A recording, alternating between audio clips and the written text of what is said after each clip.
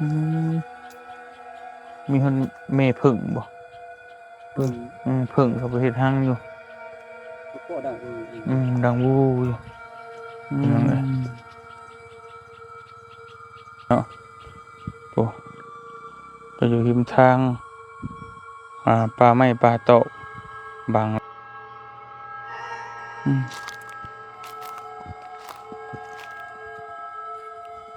อือืมมโอ้เป็นลงนี่ก็ผู้เดียวนี่ยังอยู่ผู้เดียวอยู่คนเดียวเลยเนาะอืมเป็นอีกครอบครัวหนึงเนาะ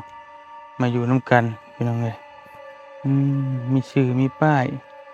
อ่า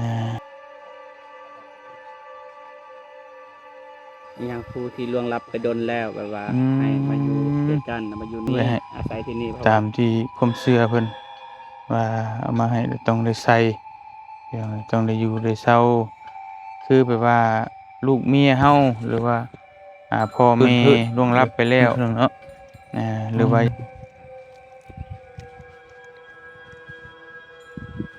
อืมในธาตุน่ะบ่มีกระดูกบ่เพราะว่าหลายปีแล้วอื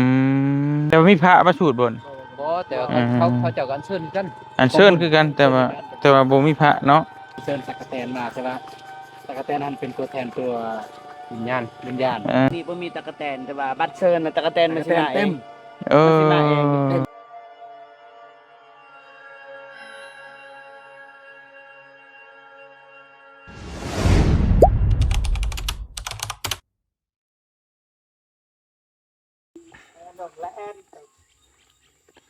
เอาพี่น้องเลยเนาะกับทักทายสบายดีพ่อแม่พี่น้องเบิดสุขุสู่คนพี่น้องเลยบ่สิอยู่ในและก็ต่างประเทศเนาะก็ยินดีต้อนรับเข้าสู่ช่องบ่เตียงทองบ้านนาคือเก่า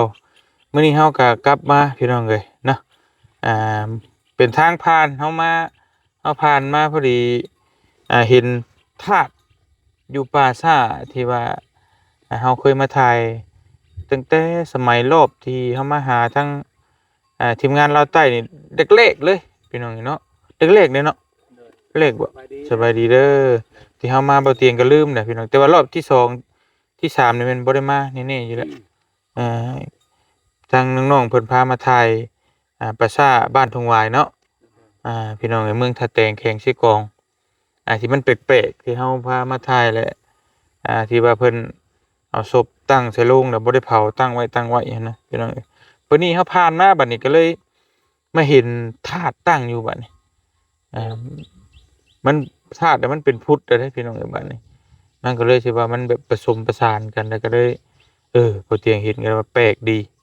แต่แถวบ้านบ่เตียงน่ะมันบ่แปลกดอกอันนี้มันเต็มเบิดพี่น้องเอ้ยเนาะ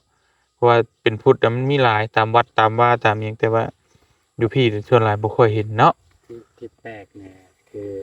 มาผสมกันได้งาน อืม เรื่องกันนะ น้องสิอธิบายในเรื่องนี้ ก็ลงคือน้องบ่เข้าใจคือกันแบบว่า ยังบ่เคยมีแม่นบ่ แม่นบ่เคยมีเทื่อปกติบ่เคยเห็นเนาะบ่เคยเห็น อื แบบนี้นะ ม ถ้าน้องคิดว่าถ้าสิพุทธก็คือพุทธอยู่ส่วนพุทธผีอยู่ส่วนผี อืมอันนี้แบบวันเดียวเลย อืมสรุปล่างเนี่ย ความหมายคิดว่าพวกนี้นี่เคยนับถือผีแล้วก็นับถือพุทธแล้วก็นับถือ สองอย่างเลย แม่เรานับถือกับบ่ปะผีกับบ่ปะ อืม พุทธก็นับถือตามนั้นเรียนนี่คิดว่าเขาเฮ็ดกองบุญก็มา แม่นเข้ามากองบุญเข้ามาเฮ็ดทานมันต้องมีกระดูกมันต้องเผาอันนี้มันต้องเป็น ถ้าเป็นโตตรง บ่ได้เฮ็ดเป็นตัวใช้เป็นธาตุบ่ได้มันต้องเป็นกระดูกเท่านั้น แต่บัดนี้มันต้องถ้าเป็นกระดูกต้องถ้าเผานี่มันก็ต้องเฮ็ดบุญเฮ็ดหยังข้างในมันเป็นศาสนาพุทธเด้อพี่น้องเอ้ยบ้านแต่ว่าเพิ่นเอามาอยู่นํกัน แต่บ้านเฮามันบ่แปลกแบบนี้นะมันก็มีแบบนี้ทั่วเบิดแต่ว่าแล้วมาตั้งกูรูอยู่ในกลางหมู่ที่ว่ามันสินะมันก็แปลกปานนี้นะแป๊บเออคิดว่าก็บางทีเด้อ อืม บางทีก็บ่ได้นับถือศาสนาพุทธดอกคือว่าไม่แต่เอาอันนี้ใส่แบบให้มันหรูหรา หรือว่าจังซี่หักบ่มั่นใจ ใส่ลูลางมันต้องเผาแล้วบ่เจ็บเว้ย บ่อ่ากองบุญเขาเอิ้นว่าตะกะแตนทางบ้านเฮางานตะกะแตนนะเขาเอิ้นว่าง านตะกะแตน แม่น เออ อันน่ะเชิญดวงวิญญาณในยังเชิญดวงวิญญาณก็มาเฮ็ดอันนั้นลังน้อย เออ ๆว่าอันนี้ยานว่ามีเงิน ที่ซื้อ ตัวใหญ่เลยแบบนั้นคิดว่าเฮา แต่ว่ากระดูกนี่อยู่โลงคือเก่า บ่ได้เผาที่มันบ่ได้เผาบ่เนาะมันบ่ได้เผาอันนี้งานตะกะแตนสร้างเป็นเนาะเอาเป็นว่าเฮาเฮาบ่ฮู้เฮาก็บ่เว้าไปตัวทีบเนาะพี่น้องเอ้ยเฮาผ่านมาเห็นน่ะเป็นว่าเฮาก็นี่แหละเห็นเป็นเห็นธาตุเนาะหรือว่าเจดีย์น้อยพี่น้องแต่ว่ามันก็แต่ก็น่าจะบ่มีกระดูกหรอกครับเบิ่งบ่มีกระดูกขออนุญาตเด้อน่าจะบ่มีกระดูกดอกพี่น้องเอ้ยถ้ามีกระดูกนี่เพิ่นต้องปิดไว้เนาะมีผ้าขาวบ่แต่เพิ่นคือบ่ปิดเนาะ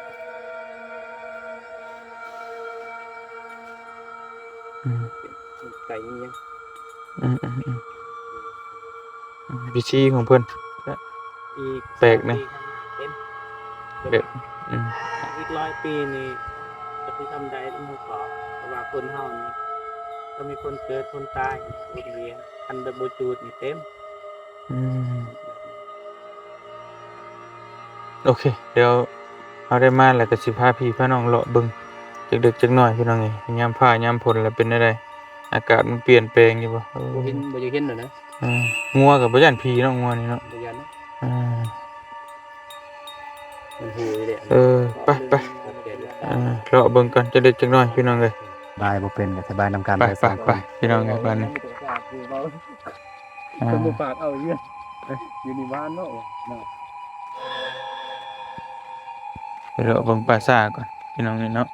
แต่มันก็บ่เห็นหยังแล้วเบิ่งเข้าไปทางหลังนี่ก็ได้นี่เบิ่งใกล้ มันขึ้นแล้วเด้งานนี่ขึ้นแล้ว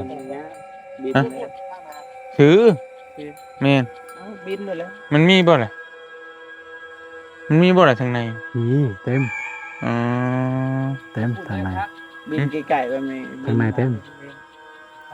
บินใกล้ๆบ่บินก็ได้ใกล้ อ๋อเพิ่นก็ ๆตัวเฮาเข้าบ่ได้ นี่แหละขึ้นบ่ได้เข้าบ่ได้ครับโดนเข้าไป พอ เล ดี ย โดนขายนะจะขึ้นไปเอา แล้ว แต่ว่ามันเป็นโล่งแจ้งเป็นนี่ก็ได้ แต่ว่ามัน อันนี้มันอาศัยแบบว่าเฮาสิว่าจังไดคือแบบมันบ่เห็นนะเนาะพี่น้องเอ้ยมันป่ามันหกเบิดเลยไปเบิ่งเท่านั้นก็ได้พี่น้องเอ้ยเป็นบ่มี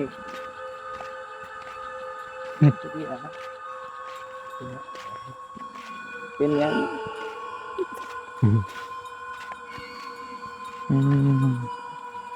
หัวบ่ได้ย่านเนาะ ผีหลอกบ่ได้นี่พี่น้องเอ้ยเนาะ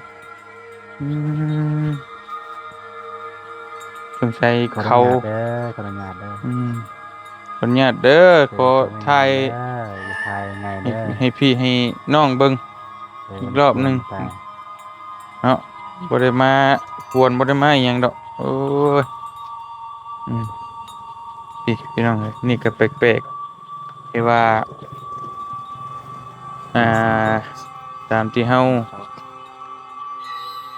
เพิ่นทางญาติพี่น้องมาอยู่นํกันพี่น้องเอ้ย1 2 3 4 5 6 7 8 8คนนะนี่แหละหลายคู่หลายคนก็ให้ความสนใจพี่น้องเอ้ยเนาะถือว่ามันแปลกดีอยู่แปลกดีก็มองที่ว่ามันบ่ได้เผาแล้วก็มาตั้งไว้ศพก็อยู่ข้างในนั่นแหละพี่น้องเอ้ยเนาะก็นุกปัจจุบันนี่ยังไข่เนี่ยแต่ว่ามีเป็นหินเป็นพี่น้องเอ้ยแต่ก่อนน่ะมันเป็นไม้แล้วมันสิเน่าผุพังเนาะแต่ว่าตัวนี้เป็นหินก็โอเคอยู่นี่เป็นหินพี่น้องเอ้ย อืม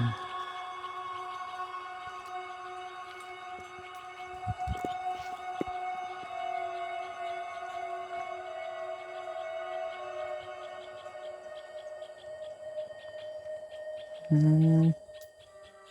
มีคนแม่ผึ่งบ่ เพิ่ง ผึ่งเขาไปเฮ็ดหังอยู่ ก็ได้ ดังวู้อยู่พี่น้องเอ้ยอืมอืมนี่มันหกบ่แหละมันก็ตกเก่าๆพี่น้องเอ้ยเนาะอืมอันนี้จะรุ่นเก่าแล้วจะผุพังไปแล้วพี่น้องเอ้ยเอาก็ถ่ายได้จะอยู่ทางนอกๆก็เฮาสิเข้าไปข้างในทั้งหยังก็จะได้ลาบได้ล่วงเพิ่นออกไปเบิ่งอยู่ริมทางผมปะจ้ะพี่น้องเอ้ยแนวกินแนวอยากก็ห้อยบลองต้องแต่งอยู่เนาะอืมไปอ๋อตีนงัวนี่ก็คือแปลกแท้นี่เล็บมันคือยาวคักแท้อืมพี่น้องเอ้ยพี่น้องเอ้ยเนาะโอ้ก็อยู่ริมทางป่าไม้ป่าโตะบังแล้วพี่น้องเอ้ยอ่านั่นก็ตั้งเป็นลำๆอยู่โอ้แต่ว่ามีต้นไม้ต้นโตะเนาะตั้งคูโลคิเลอยู่พี่น้องเอ้ยอ่าต้นไม้มันขึ้นหลายแต่ก่อนนี้มองเห็นชัดเจนเลยแหละพี่น้องเอ้ยแต่ว่านี่ต้นไม้มันบังไว้เบิดนะก็ได้บ่เห็นเนาะนี่พี่น้องเอ้ยซูมให้เบิ่งเนาะตั้งไว้เรียงรายกันจังซี่แหละพี่น้องเอ้ยอืมญาติพี่น้องเพิ่นเสียแล้วก็มาอยู่นำกันอยู่กันเป็นครอบครัวสินะความหมายอยู่เป็นครอบครัวคือเก่าพี่น้องนี่เนาะอาอืมอันนี้ก็แปลนแน่นี่พี่น้องเอ้ยนี่อยู่คนเดียวอะนี่อยู่ผู้เดียวเนาะอืม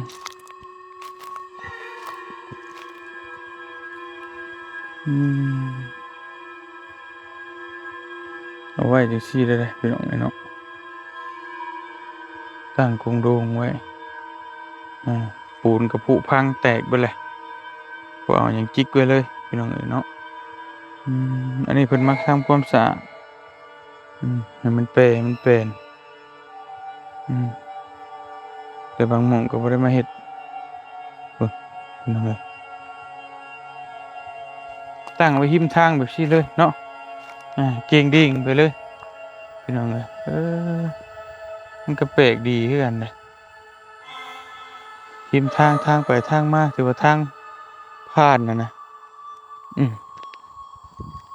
นี่พี่น้องเอ้ยอยู่ริมทางเลยโอ้โอ้ตั้งไว้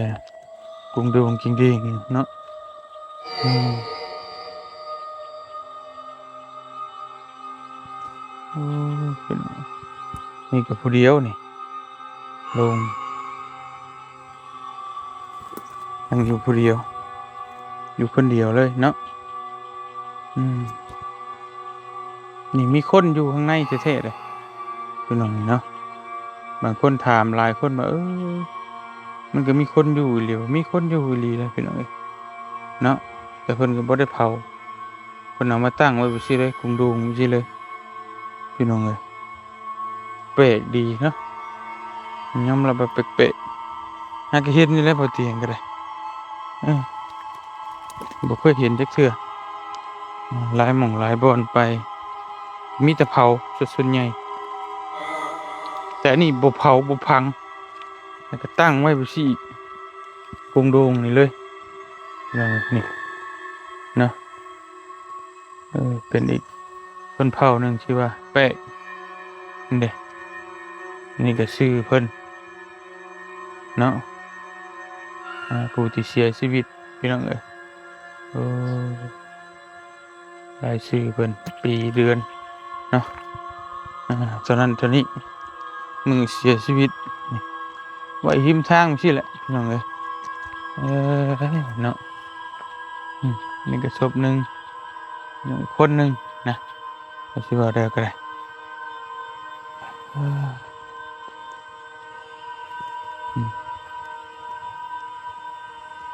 นั่นอีกคนหนึ่งอยู่เทึ่งเนาะอืม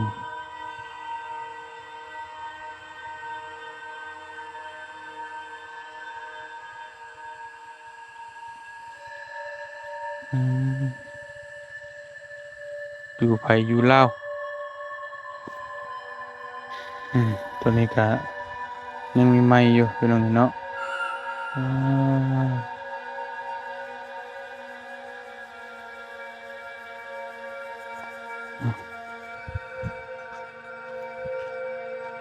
เอ่อ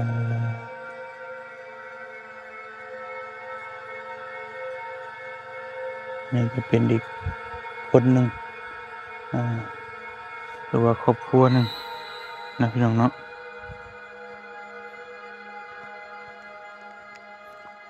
อ่า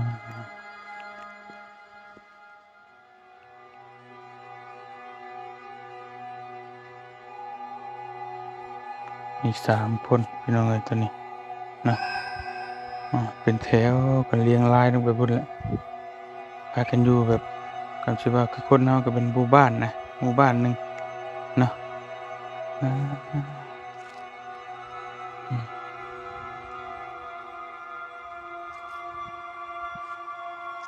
อันนี้ก็เป็น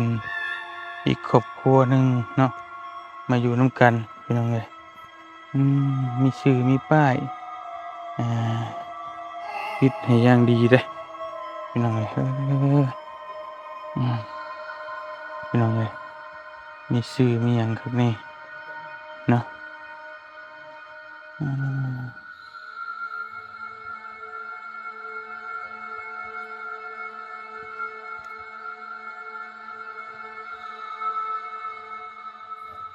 โอ้พี่น้องเอ้ยอืม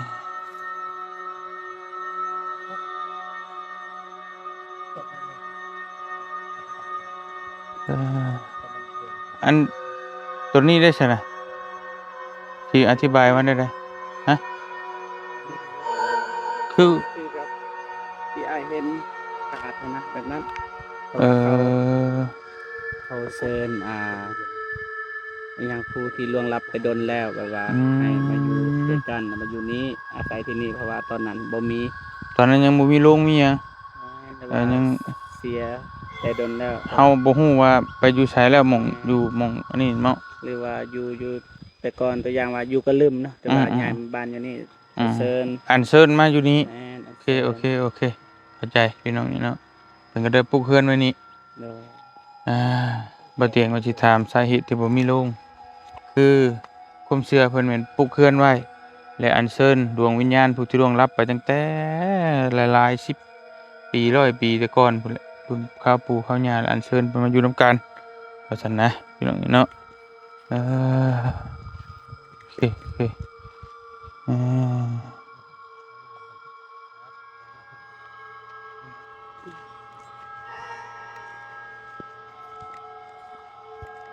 อันนี้สิเป็นทางเป็นห้อมเข้าไปพี่น้องนี่เนาะอ่าเสื้อผ้าหน้าแพร่เพิ่นก็มาห้อยไว้ให้ตามที่ความเชื่อเพิ่นว่าเอามาให้ต้องได้ใส่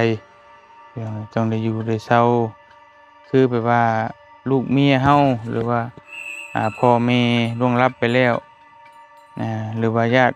พี่น้องลุงป้าอาอาหรือไผก็แล้วแต่ที่ล่วงลับไปแล้วเฮาในนามญาติพี่น้องหรือว่าเป็นลูกเป็นหลานอิหยังก็แล้วแต่พี่น้องนี่เนาะอ่าอยากให้เพิ่นได้ใส่ของดีๆอยากให้ได้เพิ่นได้ใส่ของงามๆเฮาก็ซื้อมาห้อยไว้อาพี่น้องเอ้ยแต่มันก็เป็นป่าหกป่าเหือกไปเลยพู้นอยู่ในพู้นป๊าดโตของอื่นเถิดอยู่นั่นพี่น้องเนาะอืม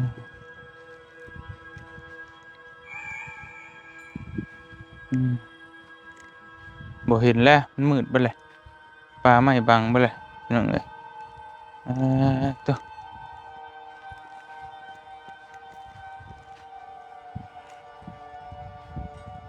สุดเลยโอ้เนาะกลับไปในบ่แต่ว่ามันต้นไม้บังเบิดเลยก็เลยบ่เห็นหยังอ่าไปพี่น้องเอ้ยเฮาก็สิออกไปหาทีมงานแล้วก็สิเดินทางต่อบัดนี้มีโอกาสเนาะผ่านมาทางนี้ก็เลยมาแวะถ่ายให้พี่ให้น้องเบิ่งสิ่งที่มันแปลกพี่น้องเอ้ยก็คืออ่ามันมีธาตุหรือว่าเจดีย์อยู่นํกันแต่ก่อนนั้นมันบ่มีสงสัยศาสนาพุทธเริ่มสิเข้ามาแล้วก็หรือว่าจังไดบ่ฮู้นะเฮาก็บ่อยากเว้าไปก่อนมันก็สิเป็นผสมผสานกันบัดนี้เนาะอ่า คนจะว่าเขามีอาจจะงามแม่นบ่ เขาบ่ได้จูดบ่ตัวเขาจูดบ่แม่นน่ะ ได้ใดก็ตัวเรื่องธาตุน่ะบ่ พื้นที่ อืม ว่าก็เฮ็ดคือคล้ายๆก็คือเขาทางลาวนี่เอิ้นว่ากองบุญแต่ว่าทางเฮานี่งานตะกะแตนแบบนั้น งานตะกะแตน แหละอันเชิญคือ อืม ตะกะแตน แต่ว่าในธาตุน่ะบ่มีกระดูก บ่เพราะว่าลายเปย์เลย อืม เสียนลายเปย์ เอา อันเชิญคือไอ้ฮู้ โอเคอัญเชิญเพิ่นมาอยู่หั่นซื่อๆอัญเชิญดวงวิญญาณนั่นนี่แบบความเชื่อหั่นแหละเนาะพี่น้องเนาะแต่ว่าบ่ได้เผาบ่ได้หยังเนาะแต่บ้านบ่เตียงถ้ามีธาตุมันต้องมีกระดูกอ่าเอาเมื่อให้หยังใบให้งัวเอางัวก็กินเนาะใบหยังเพิ่นเอิ้นใบหยังอัน ภาษาเฮานี่เอิ้นนี่อะลา อะไร เออ อะไร คนกินได้บ่ ลาดเรือง อะลาเหลือง บ่คนกินแบบ คนกิน ได้แหละเป็นหยัง บ่เคยกิน อะลาเหลื อื อง ม งัวยังกินได้เนาะ ได้ เอาต้มกินนี่ยอดมัน โอ้ มันเป็นกกท้องแม่นบ่มันต้มกัน แต่ เนาะ จักสิเป็นหยังแหละแต่มันกินก็จักสิได้ไหนแต่ว่ากินได้เรื่องใด บ่เคยกิน คันสัตว์กินได้นี่คนก็กินได้ อืม แบบนั้นน่ะได้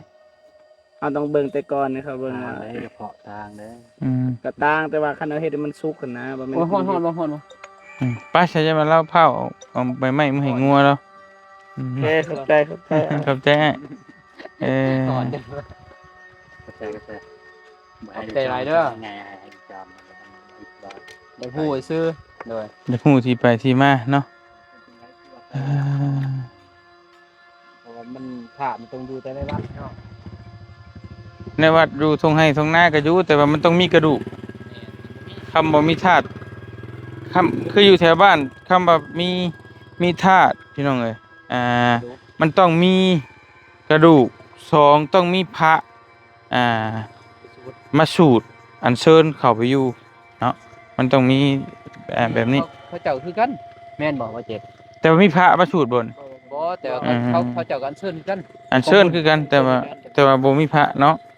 เออ ตะกะแตน เออ แตนไปซบไปอัญเชิญตะกะแตนมาใช่ป่ะตะกะแตนนั้นเป็นตัวแทนตัว วิญญาณ วิญญาณ ตะกะแตนนั้นมันอยู่ใช้ตะกะแตน แถวนี้แหละ ตะกะแตนเฮาเนี่ย ตะกะแตนกินธรรมดานี่ แม่ โอ้ ๆแต่ว่านี่ขึ้นกับความเชื่อได้อ้าย เออ มื้อนี้บ่มีตะกะแตนแต่ว่าบัตรเชิญน่ะตะกะแตนมันสิมาเอง เออ ปกตินี่คันแบบอ้ายนั่งนี่กินข้าวอีนี่บ่เห็นเด้แต่ว่าคันได้เว้าแล้วผู้ใหญ่เขาเว้านี่ตะกะ สม แตนมันสิ สมมุติว่าคือเฮานั่งอยู่นี่แหละอัญเชิญตะกะแตนมาน่ะมันก็มาเต็มเลย แนมา เอาเลยบ่เตียงคิดว่าชื่อมันสิชื่อนะอัญเชิญตะกะแตนบ่แม่นเนาะเอาก็ตะกะแตนแท้ๆนี่มาเลย เออ ตะกะแตนใส่กระบังแต่ว่าอยู่หั่นน่ะมันมีเขาเชื่อว่ามีดวงวิญญาณ อืมแต่เอาตะกะแตนน่ะใส่กันในกระบังแล้วก็มาไว้ชะธาตุนี้ โอเค สิว่าตะกะแตนหันแม่นดวงวิญญาณแล้ว อืม อันเชิญ เข้าใจพี่น้องเอ้ย เพราะว่าเรามา อืม ติดโตบ่ได้แล้วก็เข้าในตะกะแตนนะ อืม เต้น เป็นว่างานตะกะแตน เออ คล้ายๆกับกองบุญนี่แหละ เฮามาอัญเชิญนี่ก็กลางคืนบ่หรือกลางเว้น กลางคืน กลางคืน นะอยู่ อ๋ ใส่ อ อยู่นี่ตัวอย่างวะอยู่ใส่ก็ได้นะ สมมุติว่าหรือธาตุนี่เฮาก็อัญเชิญอยู่นี่เลยบ่ บ่อยู่แถวบ้านนะครับ แถวบ้านอัญเชิญแหละจังเอา เอามา ตะกะแตนที่ใส่กระบังหันมาใช้นี้ อ มาไว้นี้ อันเซิร์นแล้วก็มาแปะอยู่บ้านก่อน เออ แล้วก็งาน เออ เบิดคืน พอเช็ดจบวิธีเรียบร้อยแล้วสุดท้ายถึงมานี้ อันนี้คือเก่า โอเค อันนี้ก็บอลจบคือเก่า โอเค กองบุญที่ให้กองบุญ โอเค งานที่ต้องแทน มาจบอยู่นี่ ตัวแทน เฮาก็สิมาจบอยู่นี่แหละพี่น้องเอ้ยจบอยู่นี่เบิดทุกคนนั่นแหละนี่ก็มาจบอยู่ซี่คือกันนั่นแหละ เยี่ยมเลย เออ เยี่ยมบ่ได้ จักสิอยู่รุมจักอยู่เทิงบางคนก็พังบางคนก็เผานี่แหละคือเป็นสิ่งที่เฮาหลีกเลี่ยงบ่ได้พี่น้องเอ้ยเนาะไปถ้าสำหรับคลิปนี้ก็บ่เตียงขอตัวจบคลิปก่อนบัดนี้พี่ได้ถามข้อมูลเรื่องราวทั้งทีมงานเพิ่นก็ได้ให้ข้อมูลว่ามัน